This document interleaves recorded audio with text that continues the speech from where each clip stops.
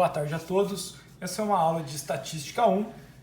Toda vez que a gente falar em coleta, análise e interpretação de dados, estamos falando sobre estatística. Para a gente estudá-la, precisamos entender alguns conceitos.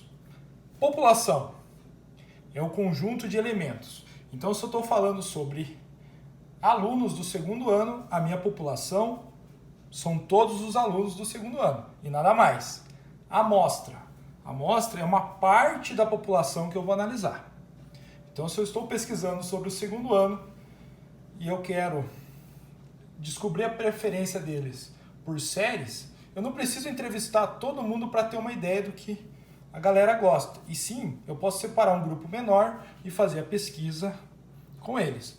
Eu vou ter uma amostra da população.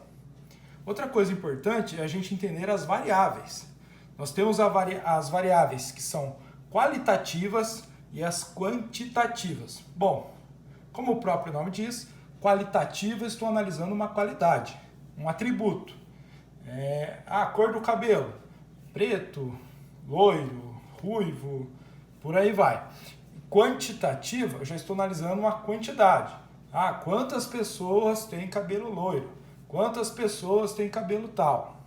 Tá bom? Então, variáveis a gente separa em duas: qualitativa e quantitativa.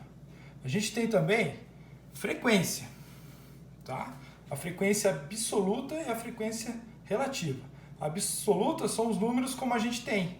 Então, se a gente fez uma pesquisa com 500 pessoas, 300 delas responderam que torce para o Corinthians, então o número absoluto é o 300. E quantas pessoas responderam Corinthians? Relativa já é a porcentagem do número. Então, se eu tenho lá 300 pessoas que falaram Corinthians, eu divido esse 300 pelo 500 e eu vou ter minha porcentagem. 60% das pessoas responderam que torcem para o Corinthians. Esses dados coletados, eles podem ser apresentados na forma de gráficos. Por enquanto, a gente vai analisar 3 tipos de gráfico. O gráfico de barras e o de colunas, né? Eu coloquei junto porque a ideia é a mesma. O gráfico de linhas, os pictogramas, que são pouco utilizados, e os gráficos de setores. Bom, barras e colunas, ele é o mais comum, ele é o que sempre aparece, normalmente, em pesquisas eleitorais. Está lá comparando o candidato A com o candidato B, o candidato C. Eles fazem a coluna para demonstrar, para ficar bem claro para o popular quem está na frente e quem está perdendo. Já as linhas também aparecem muito quando a gente analisa uma sequência de acordo com o tempo. Como, por exemplo, quando a gente for falar em análise do desmatamento da Amazônia. Eles marcam todos os anos no eixo horizontal e vão marcando lá a evolução do desmatamento. Se ele aumentou, diminuiu. Eles utilizam um gráfico de linhas, por quê? Porque mostra bem o avanço e a queda. A gente tem o pictograma, que ele é mais comum para crianças, né? A gente tem uma figura, mas também pode ser utilizado em assuntos mais relevantes. A gente tem um gráfico composto por figurinhas. E cada figurinha representa um valor.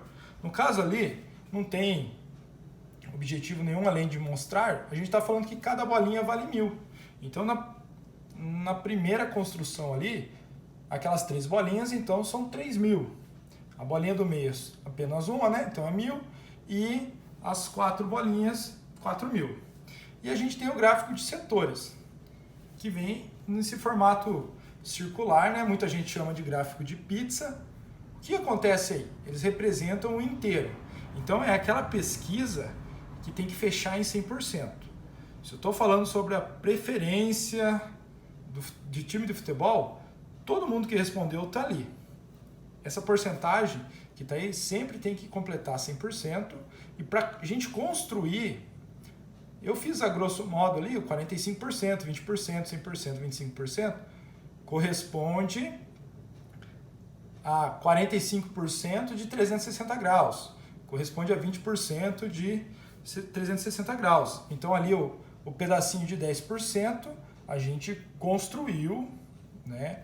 10% de 360, ali tem 36 graus e assim são os outros. É indicado para tudo que representa proporcionalidade. Então, é aquilo que eu falei. A soma das partes sempre tem que fechar o inteiro, que é o 100%. E por último, e não menos importante, temos os primeiros cálculos da nossa unidade, né? Quando o assunto é estatística, a gente sempre começa falando das medidas de tendência central, que são essas que estão aí. Média aritmética ponderada, moda e mediana. Bom, a média aritmética é a mais simples. Eu fiz uma tabelinha ali, tem 6 valores. Tá? O menor é o 5, o maior é o 18, e a gente vai calcular a média aritmética. O que a gente vai fazer? Nós vamos somar todos os valores e dividir pela quantidade deles. Então, nós temos o quê? Um total de 144, que nós vamos dividir por 12, e nossa média é 12. Tá? Então, lembre, a média aritmética é o somatório dos valores dos elementos dividido pelo número de elementos. Então, eu somei 12 valores e dividi por 12. A gente tem a média aritmética ponderada. O que acontece ali? Se você olhar a tabela, você vai ver que o número 10, ele repetiu 4 vezes. O número 12 repetiu 2 vezes. O 14 também 2. Essa repetição a gente chama de peso. Então, o 10, como ele apareceu 4 vezes, a gente fala que ele teve peso 4. Ao invés de somar 10 mais 10 mais 10, como a gente fez na média aritmética, a gente apenas multiplica. 10 vezes 4, 40. É a mesma coisa de eu somar todos os 10. E o mesmo eu fiz com 12, com 14 e com os outros números. Então, olha, é o somatório, a média aritmética é o somatório dos valores dos elementos multiplicado pelos seus respectivos pesos. O que é o peso? Quantas vezes apareceu. Vocês vão ver que deu a mesma coisa. Trabalhei com os mesmos valores e também deu 12.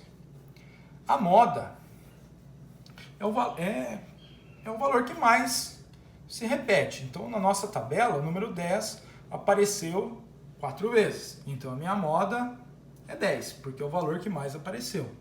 Quando todos os valores aparecem na mesma frequência, a gente fala que amodal, ou seja, não existiu moda. E por último, nós temos a mediana.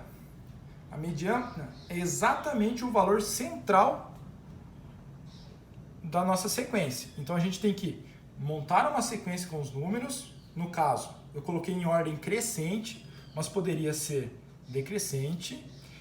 E visualizei o número que está exatamente no meio.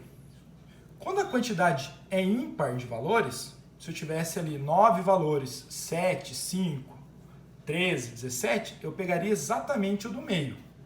Mas como a quantidade é par, vem 2 valores, 12 e 12. Então, o que eu fiz? Somei 12 com 12, 24, dividi por 2, 12. Então, o elemento central, a mediana, é 12. Colégio Mega, 30 anos. Mais que um colégio, um projeto de vida.